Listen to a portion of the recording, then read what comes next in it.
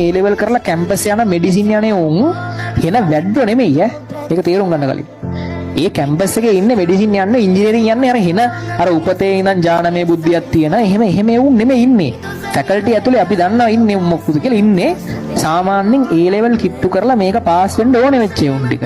සරල කතන්දරේ මේක කරගන්න මට ඕනේ කියලා හිතිලා ඒ වෙනුවෙන් අර ඕනෑම එකක් කමන්නේ මම මේක කොහොම හරි කරනවා මොනවා හරි කමන්නේ මෙහෙම වෙයි හවුලක් නැහැ මේ මිනිස්සුත් එහෙම කරයි මටත් ඔන්න මටත් උපරිම කට්ට කන්න වෙයි මට කිසිම කන්ඩිෂන් එකක් නැහැ කොන්දේසියක් ඕනේ නැහැ කිසිම කොන්දේසියක් නැහැ මම මේක කොහොම හරි කරනවා කියලා හිතාගත්ත උන් ටික තමයි ඔය ඉංජිනේරින් ෆැකල්ටි මෙඩිසින් ෆැකල්ටි ඇතුළේ මෙඩිකල් ෆැකල්ටි ඇතුළේ ඉන්නේ මේ බොහොම සාමාන්‍ය ඔයාලා වගේම සාමාන්‍ය මිනිස්සු ටිකක් හැබැයි උන් අන්තිමට ගියේ මේ ගේම් එක අතාරින්න නැතුව හිටපේ උන් ටික ආයස් රිදෙනවා බඩගිනි නිදිමතයි ඕවා මේවා මොකුත් නැති උන් ටික තමයි ඉන්නේ. මේක අල්ලන් ඉන්න පුළුවන් නම් අන්තිමට ගියේ එකම රහස ඒක තමයි.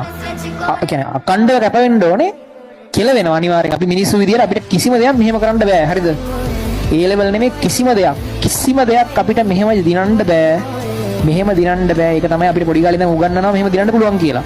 මේක හරියට කරොත් මෙහෙම කරලා එකපාරට දිනනවා කියලා. එහෙම දිනන්න බෑ. අපි මිනිස්සු විදිහට අද හොඳට වැඩ කරනවා හෙට ට්‍රැක් කෙලිනවා ආයි හොඳට වැඩ කරනවා ආයි පිස්සු කරනවා ආයි කෙල වෙලාම යනවා රින පැත්තට යනවා ආයි එනවා ඔහොම ආයිලා තමයි මේ ගේම් එක ගහන්නේ හරි අපි මිනිස්සු විදිහට ඒක තමයි ස්වභාවය